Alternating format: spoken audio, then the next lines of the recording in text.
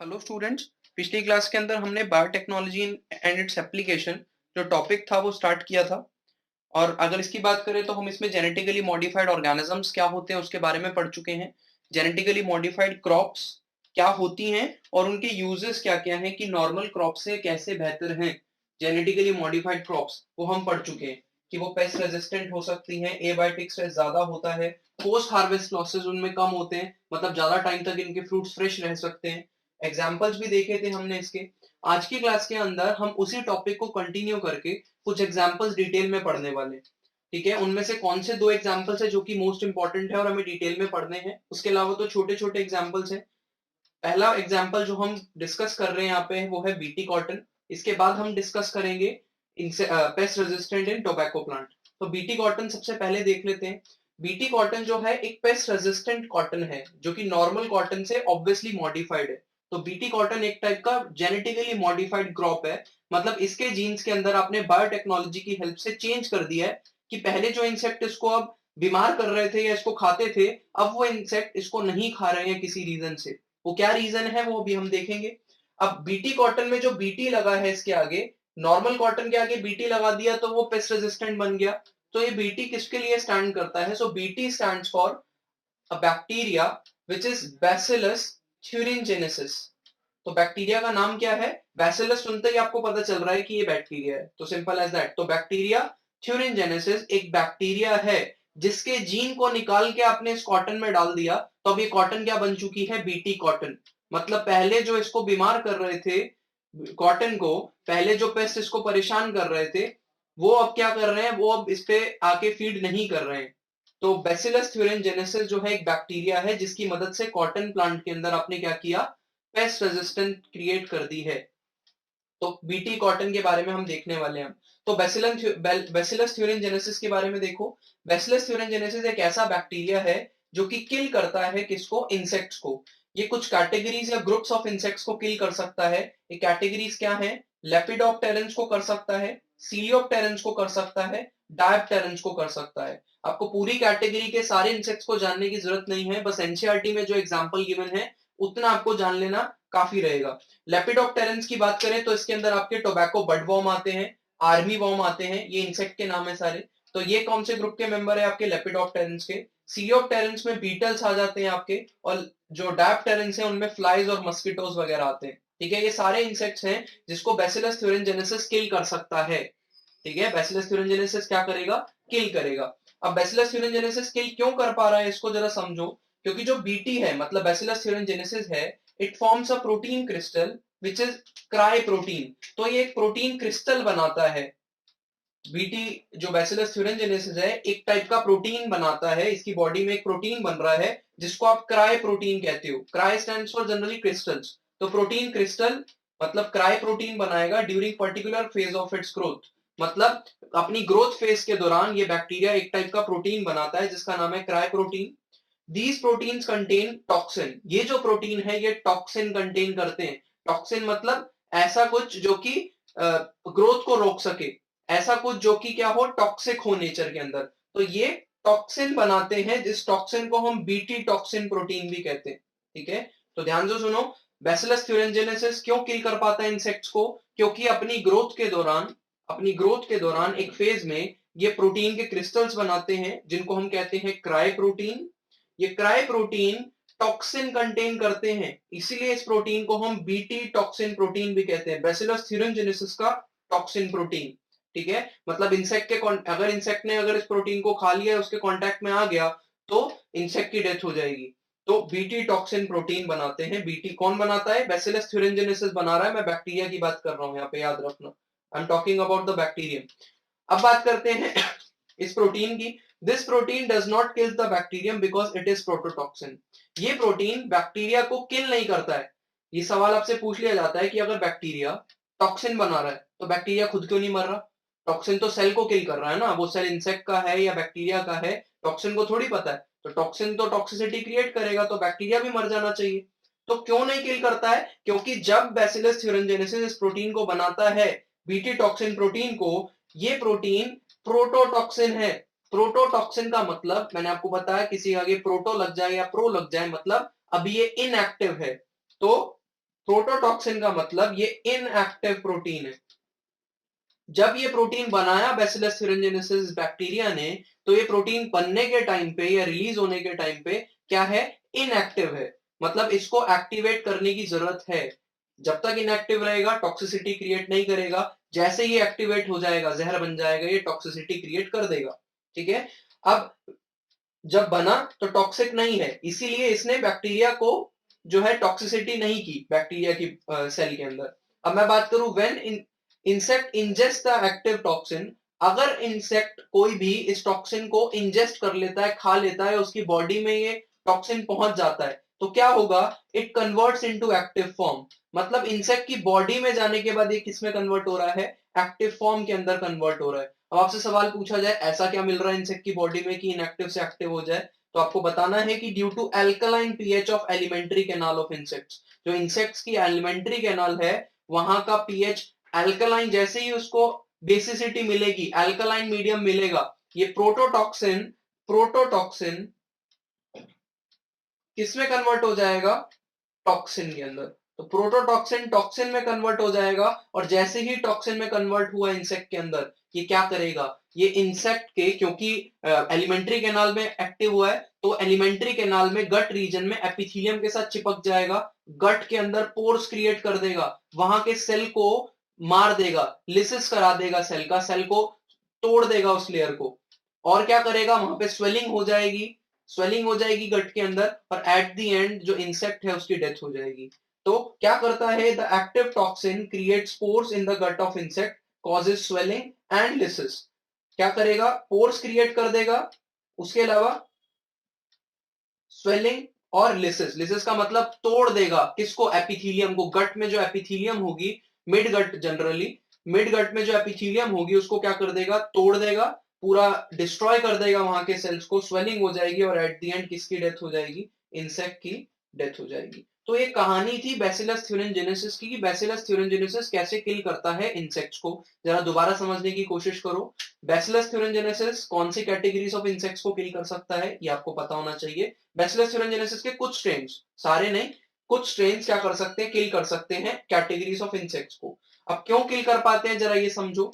ये bacillus thuringiensis जो bacteria है, अपनी ग्रोथ के दौरान एक प्रोटीन बनाता है जिसका नाम है क्राई प्रोटीन। क्योंकि ये protein toxin crystal create contain करता है, टॉक्सिन है ये, इसलिए इसको बीटी टॉक्सिन प्रोटीन भी बोलते हैं हम। तो बीटी टॉक्सिन प्रोटीन क्या एक्टिव है कि इनएक्टिव है, तो जब बना तो इनएक्टिव है, इसलिए इसको क्या बोला जाता है, प्रोटोटॉक्सिन। और प्रोटोटॉक्सिन होने की वजह से ये बैक्टीरिया को कोई नुकसान नहीं पहुंचाता है, क्योंकि बैक्टीरिया की बॉडी के अंदर इनएक्टिव ही रहेगा। किसी भी तरीके से अगर इंसेक्ट ने इसको खा लिया, तो इंसेक्ट के गट में पहुंचेगा ये, एलिमेंट्री कैनाल में पहुंचेगा ये, और वहां पे बेसिक मीडियम एल्कलाइन मीडियम की प्रेजेंस में प्रोटोटॉक्सिन, एल्कलाइन मीडियम की प्रेजेंस में प्रोटोटॉक्सिन किस में कन्वर्ट हो जाएगा, टॉक्सिन के अंदर कन्वर्ट हो जाएगा। और ये टॉक्सिन कहां बना, इंसेक्ट के पेट में, इंसेक्ट के गट के अंदर। इंसेक्ट के गट में बना, वहां के एपिथेलियम को डिस्ट्रॉय कर देगा, सेल्स को खत्म कर देगा, पोर्स क्रिएट कर देगा, इंसेक्ट की डेथ हो जाएगी। तो कैसे बैसिलस thuringiensis ने इंसेक्ट को मारा, ये होपफुली आपको समझ में आ रहा है। पॉइंट वाइज मैंने सारी चीजें लिखी हैं, पॉइंट वाइज ही आप याद कर लेना, बहुत ही सिंपल चीज है। अब हमने ये तो समझ लिया कि बैसिलस thuringiensis किल कर सकता है इंसेक्ट्स को। कैसे किल कर सकता है, बीटी टॉक्सिन प्रोटीन की मदद से। बीटी टॉक्सिन प्रोटीन एक्टिव है कि इनएक्टिव है ये भी समझ लिया। अब कॉटन में हमने क्या किया, जरा समझो। हमने पता किया कि बैसिलस thuringiensis का कौन सा जीन है जो कि एक क्रिस्टल क्राई प्रोटीन बना रहा है। तो हमें पता चला कि प्रोटीन इज कोडेड बाय क्राइजीन। एक जीन है जिसका नाम है क्राइजीन, जो कि हमने रखा, जो कि ये प्रोटीन बना रहा है, बीटी टॉक्सिन प्रोटीन। तो BT toxin protein is coded by a gene which is क्राइजीन। Obviously बात है, प्रोटीन है तो प्रोटीन कैसे बनता है किसी भी सेल के अंदर, जीन से। तो हमने पता किया कि भाई बैसिलस thuringiensis का कौन सा जीन है जो कि ये प्रोटीन बना रहा है, क्योंकि ये काम आ सकता है हमारे। हमने क्या किया, उस क्राई जीन को बायोटेक्नोलॉजी की मदद से इस बैक्टीरिया में से निकाला, और उसको इनकॉर्पोरेट कर दिया, मतलब चिपका दिया, उसको ट्रांसफर कर दिया किसके अंदर, क्रॉप प्लांट्स के अंदर। अब यहाँ पे क्रॉप प्लांट्स लिखा हुआ है, और हम बीटी कॉटन रहे हैं, लेकिन बाकी प्लांट्स पर भी जो है ये बीटी जीन ट्रांसफर किया गया है। जिसमें भी ट्रांसफर किया गया उस प्लांट के आगे बीटी लगा दो, बीटी ब्रिंजल, बीटी टोमेटो, ठीक है, बीटी कॉटन। तो बीटी लगा दोगे आप तो आपका क्रॉप बन जाएगा। ठीक है, तो क्रॉप रेजिस्टेंट बन जाएगा। तो आपने क्या किया, आपने क्राइजीन लिया इस बैक्टीरिया में से, उसको क्या किया, चिपका दिया या ट्रांसफर कर दिया किसके अंदर, क्रॉप प्लांट के अंदर। अब क्या होगा, अब जो कॉटन है आपका, वो भी क्या करने लगेगा, वो भी टॉक्सिन प्रोटीन रिलीज करने लगेगा, जो कि प्रोटोटॉक्सिन है। प्रोटो मतलब इनएक्टिव है, तो प्लांट को कोई नुकसान नहीं पहुंचाएगा। लेकिन जैसे ही अब वो जो कॉटन की बॉल है, जो कि हमारे लिए इकोनॉमिकली इंपॉर्टेंट है, ठीक है, जो कि हमें चाहिए होती है कॉटन प्लांट से, वो बॉल को खाने के लिए कोई इंसेक्ट आएगा, वो खाएगा, उसकी बॉडी के अंदर ये छोटे छोटे प्रोटीन के क्रिस्टल या प्रोटीन पहुंच जाएंगे। तो क्या होगा, पहुंचने के बाद वहां पे एक्टिव हो जाएंगे, प्रोटोटॉक्सिन टॉक्सिन में कन्वर्ट होगा, इंसेक्ट किल हो जाएगा गट में पोर्स और लिसिस की वजह से। ठीक है, तो क्रायोजीन को हमने ट्रांसफर किया बैसिलस थ्यूरिनजेनेसिस से और कॉटन में डाला।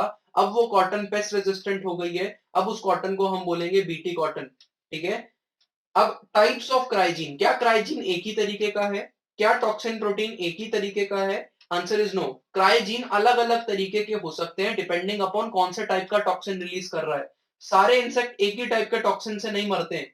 ठीक है, तो ये कैटेगरी है प्रोटीन्स की, ये अलग अलग टॉक्सिन की कैटेगरी है, कि इस इंसेक्ट की कैटेगरी को मारने के लिए अलग टॉक्सिन अलग जहर, इस कैटेगरी को मारने के लिए अलग जहर, इस कैटेगरी को मारने के लिए अलग टॉक्सिन या जहर। ठीक है, तो टॉक्सिन अलग अलग है डिपेंडिंग अपॉन कौन से टाइप के क्राइजीन है। अब आपको याद करने पड़ेंगे क्योंकि एनसीईआरटी में लिखा हुआ है।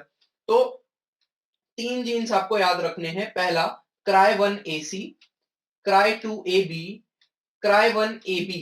पहले हम क्राई 1 AC और क्राई 2 AB की बात करें, तो ये जो दोनों हैं, ये आपको कॉटन बॉलवॉर्म से रेजिस्टेंस प्रोवाइड करते हैं। कॉटन बॉलवॉर्म का नाम ही आपको पता चल रहा है कि ये क्या करने वाले हैं, कि ये कॉटन की बॉल को क्या करेंगे, इन्फेक्ट करेंगे, बॉल खत्म कर देंगे। कॉटन की बॉल होती है जिससे हम कॉटन निकालते हैं, तो वो खत्म कर देंगे। तो कॉटन बॉलवॉर्म से अगर आपको बचना है तो कौन से genes, cry 1 AC and cry 2 AB। और क्राई 1 AB जो है वो क्या करेगा, कॉर्न बोरर से बचाएगा। ठीक है, तो ये जो है कुछ एग्जांपल जो कि एनसीईआरटी से निकाल के मैंने यहाँ पे रख दिए हैं। आपको इनको लिख लेना है, याद रख लेना है। ये है पूरी कहानी बीटी कॉटन की। और एप्लीकेशन कहाँ है बायोटेक्नोलॉजी की, ये एप्लीकेशन ही पूरी बायोटेक्नोलॉजी की है, कि आपने पता किया ये जो प्रोटीन है, क्रिस्टल है, बीटी टॉक्सिन प्रोटीन कौन से जीन से मिल रहा है, वो जीन निकाला, निकालने में कौन सी प्रोसेस का यूज किया आपने, बायोटेक्नोलॉजी। वो हमने पढ़ लिया है 11 चैप्टर में ही, पिछले चैप्टर में ही, कि कैसे निकाल सकते हैं, उसको कैसे ट्रांसफर कर सकते हैं, वो भी हमने पढ़ लिया है। वेक्टर कौन यूज होगा, वो भी हमने पढ़ लिया है। तो बायोटेक्नोलॉजी प्रोसेस की हमें पूरी नॉलेज है, और प्रोसेस कराई कैसे गई वो भी हमें पूरा पता है। यहाँ पे सिर्फ हमने एप्लीकेशन देखी कि कैसे एक बैक्टीरिया में से जीन को निकाल के अपने प्लांट में डाला, और आपका जो प्लांट है अब वो पेस्ट रेजिस्टेंट है। अब आपको नेक्स्ट टाइम इंसेक्ट आके खाएगा नहीं, और खाएगा भी तो ज्यादा नुकसान पहुंचा ही नहीं पाएगा वो, क्योंकि किल हो जाएगा, वो मर जाएगा। ठीक है, so this is the pest resistant in BT cotton. और बहुत ही इंपॉर्टेंट का क्वेश्चन है, बीटी कॉटन से बनने वाले बहुत ही इंपॉर्टेंट कॉन्सेप्ट है, क्वेश्चन में आपके क्वेश्चन पेपर में मिलेगा ही मिलेगा ये। ठीक है, आता ही आता है। ठीक है, चाहे बीटी की फुल फॉर्म पूछे आपसे, चाहे पूछे कि क्यों बैक्टीरिया को नुकसान नहीं पहुंचा रहा, बीटी टॉक्सिन प्रोटीन प्रोटोटॉक्सिन होता है, ऐसा कुछ पूछ ले, क्यों इंसेक्ट की बॉडी में जाके एक्टिव हो जाता है, ऐसा कुछ पूछ ले, इंसेक्ट किल कैसे हो जाता है, पूरा 3 नंबर का सवाल बना दे, कौन कौन सी कैटेगरीज को किल करता है, या आप ये पूछ ले आपसे कि क्राई 1 AC जो है कौन से इंसेक्ट को किल करता है, क्राई 1 AB कौन से इंसेक्ट को किल करता है। ठीक है, तो ये है बीटी कॉटन। अब हम जो नेक्स्ट करने वाले हैं वो भी पेस्ट रेजिस्टेंट देखेंगे। हम पेस्ट रेजिस्टेंस क्रिएट करी हमने किसके अंदर, टोबैको प्लांट के अंदर। ये था बीटी कॉटन। नेक्स्ट हम पढ़ेंगे क्या, टोबैको प्लांट। तो देखते हैं जरा टोबैको प्लांट के अंदर कैसे पेस्ट रेजिस्टेंट क्रिएट करी हमने। सो अब हमें देखना है पेस्ट रेजिस्टेंस इन टोबैको। अभी हमने देखा कि बीटी कॉटन कैसे बनाया गया, बैसिलस thuringiensis का क्राइजीन इंट्रोड्यूस करके आपके कॉटन प्लांट के अंदर बीटी कॉटन बनाया गया। यहाँ पे हमने कैसे बायोटेक्नोलॉजी का यूज किया और टोबैको प्लांट को रेजिस्टेंस बनाया। अब रेजिस्टेंस बनाया है, किसको लेके बनाया, पहले वो समझना होगा कि टोबैको प्लांट को इन्फेक्ट कौन कर रहा था। तो टोबैको प्लांट को एक नीमेटोड क्या कर रहा था, इन्फेक्ट कर रहा था। नीमेटोड क्या कर रहा था, इनफेक्ट, इसमें वॉर्म्स वगैरह आते हैं नीमेटोड्स में। ये इन्फेक्ट कर रहा था किसको, टोबैको प्लांट को। अब आपसे पूछ ले टोबैको प्लांट के किस पार्ट को इन्फेक्ट करता है, सो आंसर इज रूट। तो मिलॉइड गाइन इनकॉग्निशिया या इनकॉग्निटा, कुछ भी बोल सकते हो, स्पेलिंग गलत नहीं होनी चाहिए। मिलॉइड गाइन इनकॉग्निशिया एक नीमेटोड है जो कि क्या करता है, टोबैको प्लांट की रूट को इन्फेक्ट कर देता है। और इस इन्फेक्शन की वजह से टोबैको प्लांट की जो यील्ड है वो बहुत ज्यादा कम हो जाती है, और इस यील्ड के कम होने से प्लांट को तो नुकसान है ही, साथ में इकोनॉमिकल लॉस भी बहुत ज्यादा है। अगर मैं बात करूं कि इससे बचाएं कैसे प्लांट को, उससे पहले हम समझते हैं कि इन्फेक्ट करके ग्रो कैसे कर रहा है रूट्स के अंदर। अगर हमें पता चल जाए कि ये नीमेटोड ग्रो कैसे करता है, मिलोइड इनकॉग्निशिया ग्रो कैसे कर रहा है टोबैको प्लांट की रूट के अंदर, और किसी तरीके से मैं इसके ग्रो करने के तरीके को बंद कर दूं, तो इसकी ग्रोथ भी बंद हो जाएगी टोबैको रूट के अंदर, और टोबैको क्या हो जाएगा आपका, पेस्ट रेजिस्टेंट हो जाएगा। तो अब समझने की कोशिश करते हैं, ये जो नीमेटोड है, ये नीमेटोड क्या करता है, प्लांट की रूट के अंदर एंटर करेगा और ग्रो करेगा, और ग्रो करने के लिए प्रोटीन्स की जरूरत होती है, और क्या करेगा, प्रोटीन बनाएगा। अब हम ये बात जानते हैं कि प्रोटीन डायरेक्टली नहीं बनता है, इस नीमेटोड के अंदर जो जीन प्रेजेंट होंगे वो जीन क्या बनाएंगे, एमआरएनए, और वो एमआरएनए क्या बनाएगा, प्रोटीन।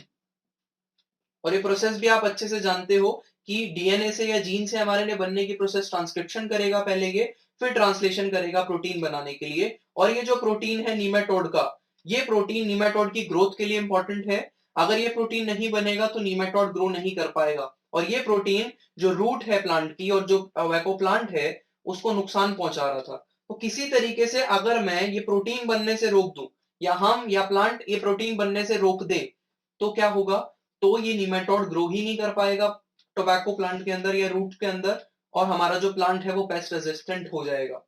ठीक है, तो हमने यही इसी प्रोटीन को बनने से रोकने के लिए क्या प्रोसेस अपनाई, हमने यहाँ पे जो एमआरएनए बन रहा है, एमआरएनए हमें पता है कि सिंगल स्टैंडर्ड बनता है, और ये प्रॉपर्टी होती है कि सिंगल स्टैंडर्ड एमआरएनए ही है जो कि प्रोटीन बना सकता है।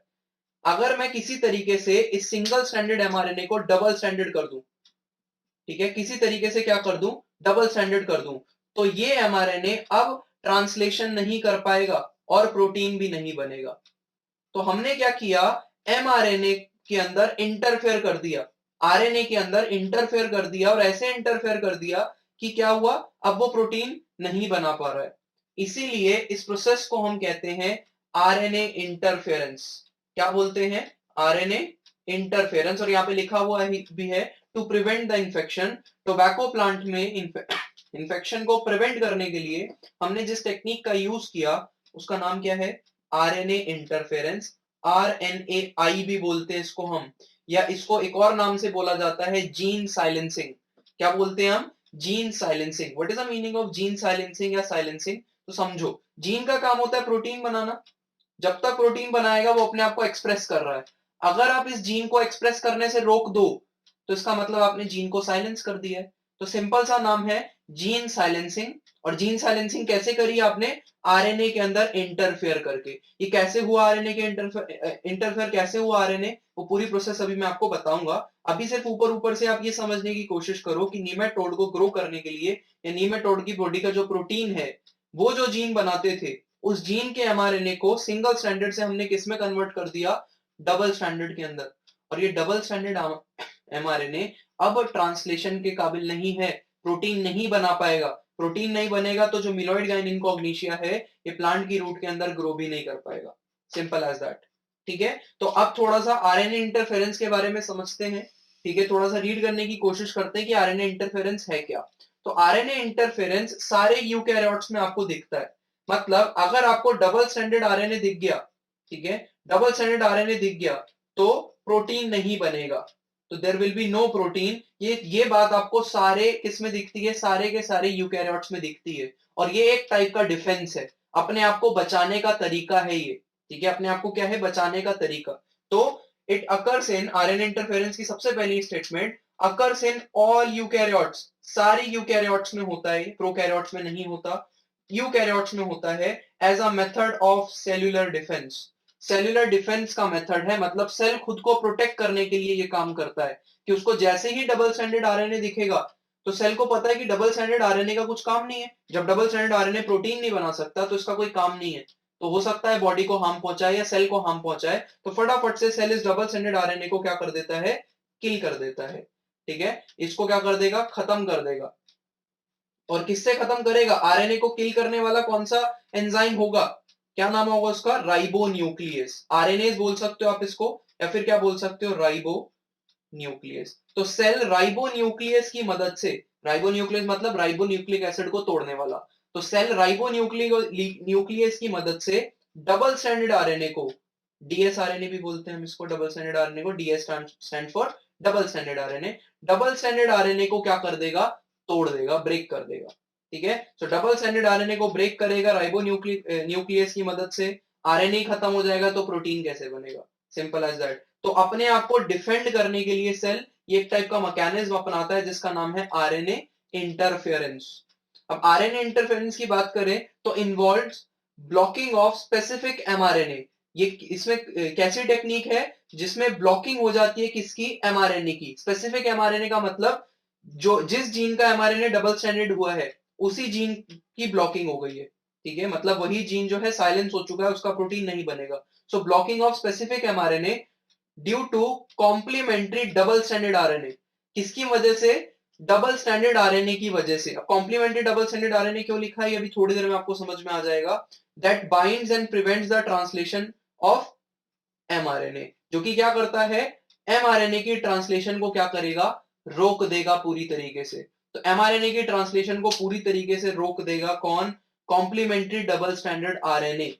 ठीक है, तो होपफुली आपको ये बात समझ में आ रही है कि हमने रोका कैसे। अभी तक आपको क्या पता होना चाहिए कि नेमाटोड जो प्रोटीन बना रहा था, आपने उस प्रोटीन को बनने से रोक दिया। और कैसे रोका, using a process which is known as RNA interference. ये आरएनए इंटरफेरेंस आपने इंड्यूस करी टोबैको प्लांट के अंदर, कैसे करी वो मैं आपको बताऊंगा अभी। ठीक है, इंड्यूस करी और it occurs in all eukaryotes. RNA interference एक ऐसी टेक्निक है जो कि सारी यूकैरियोट्स में होती है, सारी यूकैरियोट्स में। ठीक है, as a method of cellular defence. Then RNA की ब्लॉकिंग हो जाएगी, आपके एमआरएनए की ब्लॉकिंग हो जाएगी कॉम्प्लीमेंट्री डबल स्टैंडर्ड आरएनए की वजह से, और अब वो क्या हो जाएगा, ट्रांसलेट नहीं कर पाएगा, तो आपकी जीन साइलेंस हो जाएगी। ठीक है, और वो जीन प्रोटीन नहीं बना पाएगी। ठीक है, तो अब समझने की कोशिश करते हैं कि हमने टोबैको प्लांट में इस मेथड को कैसे इंड्यूस किया, कैसे टोबैको प्लांट को हमने पेस्ट रेजिस्टेंट बनाया आरएनए इंटरफेरेंस यूज करके। तो हमने क्या किया, सिंपल सा एक काम किया। हमने नीमेटोड का जो प्रोटीन था, जो कि इसको ग्रोथ में मदद कर रहा था और टोबैको प्लांट को क्या कर रहा था, टोबैको प्लांट को इन्फेक्ट या फिर टोबैको प्लांट को हार्म पहुंचा रहा था, हमने उस प्रोटीन का जो जीन है, जो इस प्रोटीन का जो जीन है, उसी जीन को लिया और उस जीन को इंट्रोड्यूस कर दिया किसके अंदर, रूट के अंदर। किसकी रूट के अंदर, होस्ट प्लांट। और यहाँ पे होस्ट कौन है, आपका टोबैको। ऑब्वियसली जो इन्फेक्ट हो रहा है बेचारा वही होस्ट है। टोबैको प्लांट के अंदर क्या कर दिया आपने, इंट्रोड्यूस कर दिया किसको, इस जीन को। और ये जीन किसको बिलोंग कर रहा है, नीमेटोड को। ध्यान समझना, मैंने नीमेटोड नहीं डाला है, मैंने पूरा वॉर्म नहीं डाला है या नीमेटोड नहीं डाला है, मैंने नीमेटोड का वो जीन डाला है जो कि वो प्रोटीन बना रहा था, जो कि हार्म कर रहा था। तो मैंने इस जीन को डाल दिया किधर, सेल के अंदर। याद रखना, मैंने सेल के अंदर डाला है इसको। ठीक है, और सेल के अंदर कैसे डाला होगा जरा सोचो। प्लांट सेल है, tobacco is a plant, plant cell है। प्लांट सेल में कैसे ट्रांसफर करते हो आप जीन को, थोड़ा बहुत याद आ रहा होगा आपको, tumour inducing plasmid, TI plasmid. तो एग्रोबैक्टीरियम वेक्टर का यूज किया हमने यहाँ पे, किसका, एग्रोबैक्टीरियम वेक्टर। और ये वही है एग्रोबैक्टीरियम ट्यूमिनिफेसेंस, टीआई प्लाज्मिड वाला आपका। ठीक है, तो एग्रोबैक्टीरियम का आपने यूज किया और नीमेटोड स्पेसिफिक जीन को, नीमेटोड स्पेसिफिक जीन का मतलब वो जीन जो कि प्रोटीन बना रहा था जिससे ग्रोथ हो रही थी, उस जीन को आपने इंट्रोड्यूस कर दिया किधर, किधर इंट्रोड्यूस किया, टोबैको प्लांट के अंदर। और इसके साथ इंट्रोड्यूस करने के साथ साथ आपने ऐसी मॉडिफिकेशन करी, मतलब कुछ ऐसे फैक्टर डाले, कुछ ऐसे एंजाइम डाले कि ये जो जीन है, ये जीन अंदर जाके क्या करे, आपका ट्रांसक्रिप्शन करे। ट्रांसक्रिप्शन मतलब डीएनए जब ट्रांसक्रिप्शन करता है तो क्या बनता है, एमआरएनए बनेगा। लेकिन एक यहाँ पे कुछ अलग सा एमआरएनए बनेगा, जरा उसको समझने की कोशिश करना। नॉर्मली क्या होता है, जब हमारा डबल स्टैंडर्ड डीएनए ट्रांसक्रिप्शन करता है, ठीक है, तो सिर्फ एक ही टाइप का स्ट्रैंड एमआरएनए बनाता है और सिंगल स्टैंडर्ड एमआरएनए बनता है। ठीक है, कहने का मतलब है double standard DNA single standard mRNA बनाता है जब भी नॉर्मल सेल के अंदर ट्रांसक्रिप्शन होती है। लेकिन यहाँ पे हमने कुछ ऐसी मॉडिफिकेशन करी है और कुछ ऐसे फैक्टर्स डाले हैं कि यहाँ पर आपके दोनों स्ट्रैंड्स क्या कर रहे हैं, एमआरएनए बना रहे हैं। तो दो एमआरएनए बनेंगे आपके यहाँ पे, आपका 3 प्राइम टू 5 प्राइम स्ट्रैंड भी बना रहा है एमआरएनए और 5 प्राइम टू 3 प्राइम स्ट्रैंड भी बना रहा है एमआरएनए। और ये दोनों एमआरएनए एक दूसरे के क्या है, कॉम्प्लीमेंट्री। और इन कॉम्प्लीमेंट्री दो एमआरएनए को हमने नाम दिया है, एक को दिया है हमने सेंस स्ट्रैंड, दूसरे को दिया है हमने एंटी सेंस स्ट्रैंड। ठीक है, सेंस का मतलब नॉर्मली ये एमआरएनए तो बनता ही बनता है, लेकिन इसके साथ इसका दूसरा एमआरएनए भी बना। क्यों बना? क्योंकि हमने ऐसी मॉडिफिकेशन करी है, कुछ ऐसे एंजाइम्स डाले हैं साथ में, जिसकी वजह से दोनों टाइप का एमआरएनए बन रहा है, सेंस और एंटी सेंस। और ये एमआरएनए क्योंकि कॉम्प्लीमेंट्री स्ट्रैंड से बना है डीएनए के, डीएनए के किससे बना है, कॉम्प्लीमेंट्री स्ट्रैंड से बना है, तो ये दोनों एमआरएनए आपस में क्या है, एक दूसरे के कॉम्प्लीमेंट्री। और कॉम्प्लीमेंट्री आरएनए क्या करेंगे, मिलेंगे और क्या बना देंगे, डबल स्टैंडर्ड आरएनए। तो डबल स्टैंडर्ड आरएनए बना देंगे। अब ये डबल स्टैंडर्ड आरएनए क्या करेगा, ये double standard RNA tobacco plant की रूट के अंदर क्या करेगा, पड़ा रहेगा। पेस्ट रेजिस्टेंस क्रिएट हो चुकी है, पेस्ट रेजिस्टेंस क्रिएट हो चुकी है। इसको हटा रहा हूं। अब जरा समझने की कोशिश करो कि मैंने कितना बताया और इस बात को थोड़ा हजम करो। देखो, नीमेटोड को ग्रो करने के लिए और टोबैको प्लांट को हार्म पहुंचाने के लिए जो जीन प्रोटीन बना रहा था, उस जीन को मैंने क्या किया, एग्रोबैक्टीरियम का यूज करके क्या किया, रूट के अंदर इंट्रोड्यूस कर दिया। किसके, टोबैको प्लांट की। टोबैको प्लांट की रूट के अंदर इंट्रोड्यूस किया मैंने किसके जीन को, नीमेटोड के जीन को। इंटरेस्टिंगली अब क्या हुआ, जैसे ही ये जीन पहुंचा रूट के अंदर, ये दोनों टाइप के आरएनए बनाएगा, sense RNA, anti sense RNA, दोनों आरएनए बनाएगा। तो सेंस आरएनए भी बनाएगा और एंटी सेंस भी बनाएगा। सेंस और एंटी सेंस का मतलब है दोनों एक दूसरे के कॉम्प्लीमेंट्री है।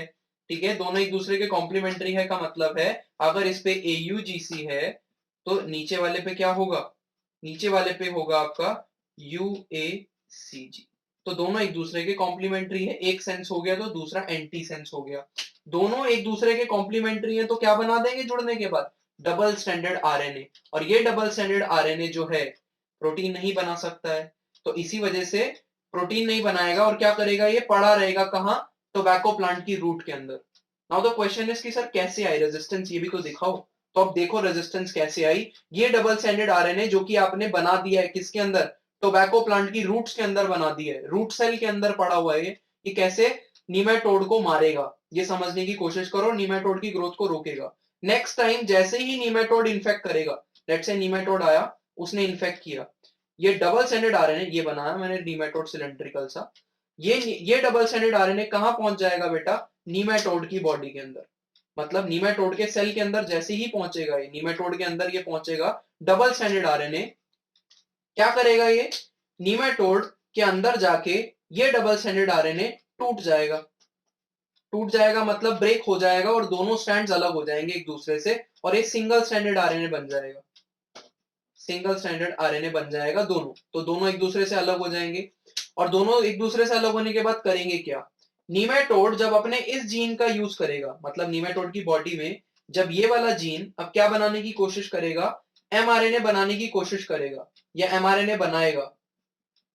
लेट से बनाया इसने एमआरएनए, तो पता चला कि इसने जैसे ही एमआरएनए बनाया, इस एमआरएनए के कॉम्प्लीमेंट्री वाला एमआरएनए आया, इसके साथ क्या कर जाएगा, बाइंड कर जाएगा। और क्योंकि एमआरएनए के साथ ये कॉम्प्लीमेंट्री एमआरएनए बाइंड कर चुका है, अब नीमेटोड का एमआरएनए कोई प्रोटीन नहीं बना पाएगा। क्यों नहीं बना पाएगा, क्योंकि double standard RNA can not produce protein, क्योंकि वो ट्रांसलेशन ही नहीं कर सकता है। ट्रांसलेशन नहीं करेगा तो प्रोटीन नहीं बनाएगा और थोड़ी देर के बाद अपने आप डिग्रेड हो जाएगा। ठीक है, तो इसने कैसे इस जीन को साइलेंस किया, कैसे इस जीन को साइलेंस किया, जरा समझने की कोशिश करो और पूरी प्रोसेस एक एक बात समझो कि हमने कौन सा स्टेप कब किया और क्यों किया। ठीक है, मैंने क्या किया, मुझे ये वाला जीन, ये नीमेटोड है, ठीक है, ये जो मैंने सिलेंड्रिकल बनाया है ये वॉर्म है विच इज नीमेटोड, मिलोइड गाइन इनकॉग्निशिया, ये नीमेटोड है। ये रूट है मतलब ये प्लांट है। नीमेटोड ग्रो क्यों कर रहा था आप समझो, नीमेटोड में जो जीन थे वो एमआरएनए बना रहे थे और एमआरएनए प्रोटीन बना रहे थे और प्रोटीन की वजह से ये ग्रो कर पा रहा था। हमने क्या किया, इस एमआरएनए को डबल स्टैंडर्ड बना दिया और ये डबल स्टैंडर्ड बनाने के लिए ही पूरी कथा करी है मैंने आपके सामने कि ये डबल स्टैंडर्ड कैसे बनाया। मैंने इस जीन को पहले ही इंट्रोड्यूस कर दिया किसके अंदर, टोबैको प्लांट के सेल के अंदर या रूट सेल के अंदर। वहां पे जाके इस जीन ने सेंस और एंटी सेंस दोनों आरएनए बनाए, क्योंकि मैंने उसको ऐसे मॉडिफाई किया था कि ये दोनों आरएनए बनाए, और ये दोनों आरएनए कॉम्प्लीमेंट्री हैं एक दूसरे के, क्या बना देंगे जुड़ने के बाद, डबल स्टैंडर्ड आरएनए बना देंगे। ये डबल स्टैंडर्ड आरएनए जैसे ही जो है पहुंचेगा कहां पे, नीमेटोड के सेल तक। कब पहुंचेगा नीमेटोड के सेल तक, जब नीमेटोड इन्फेक्ट करने की कोशिश करेगा इस रूट को। जैसे ही पहुंचेगा ये उसके सेल के अंदर चला जाएगा, और सेल के अंदर जाने के बाद ये सिंगल सिंगल स्ट्रैंड में कन्वर्ट हो जाएगा, सिंगल सिंगल स्ट्रैंड में। और जिस भी जीन को ये आरएनए बिलोंग करता है, किस जीन को बिलोंग करता है, नीमेटोड के जीन को बिलोंग करता है, उस जीन को जाके चिपक जाएगा, और उस एमआरएनए को क्या करेगा, मतलब उस एमआरएनए से जाके चिपक जाएगा और उसको क्या कर देगा, ब्लॉक। तो देखो जरा, एमआरएनए को इसने क्या कर दिया बेटा, ब्लॉक कर दिया। अब ये ब्लॉकिंग के बाद एमआरएनए में कोई ट्रांसक्रिप्शन नहीं हो रही है, मतलब नीमेटोड के जीन की कोई ट्रांसक्रिप्शन नहीं हो पा रही बेचारे की, प्रोटीन नहीं बन पा रहा है, ग्रो नहीं कर पाएगा, सरवाइव ही नहीं कर पाएगा। तो प्लांट आपका कैसा हो चुका है, अब पेस्ट रेजिस्टेंट हो चुका है। ठीक है, तो ये बात समझने की कोशिश करो हमने क्या किया। इसने, इस जीन ने बीमार नहीं किया रूट को, ठीक है, इस जीन ने बीमार नहीं किया, ठीक है, क्योंकि आपने इस जीन का यूज किया डिफेंस क्रिएट करने के लिए, और यही डिफेंस का नाम है बेटा आरएनए इंटरफेरेंस। क्या नाम है इसका, आरएनए इंटरफेरेंस। ये आपने इंट्रोड्यूस किया और टोबैको प्लांट को रेजिस्टेंट बनाया। अब एक एक पॉइंट इसको रीड करने की कोशिश करते हैं और समझने की कोशिश करते हैं, जो जो एक एक पॉइंट लिखा है अगर आपको एक्सप्लेन करने को आ जाता है कि आरएनए इंटरफेरेंस क्या है, या टोबैको प्लांट में आपका टोबैको प्लांट में रेजिस्टेंस कैसे इंट्रोड्यूस हुई, तो आप ये सारे पॉइंट्स एक्सप्लेन कर देना जो मैंने लिखे हुए हैं बस। ठीक है, आप समझने की कोशिश करते हैं पहले इन पॉइंट्स को। सबसे पहला है यूजिंग एग्रोबैक्टीरियम वेक्टर। यहां से स्टार्ट कर रहे हैं, पूरी कहानी एंड तक यहाँ पे लिखी हुई है और समझ में आनी चाहिए आपको। Using agrobacterium vector, nematode specific gene are introduced into the host plant। Agrobacterium vector का यूज करके आपने नीमेटोड का स्पेसिफिक जीन इंट्रोड्यूस कर दिया, कहां, होस्ट प्लांट के अंदर। Then next point, this gene produces both sense and antisense RNA. ये जीन दोनों टाइप के आरएनए बनाएगा बेटा, सेंस और एंटीसेंस आरएनए, मैं आपको बता चुका हूं।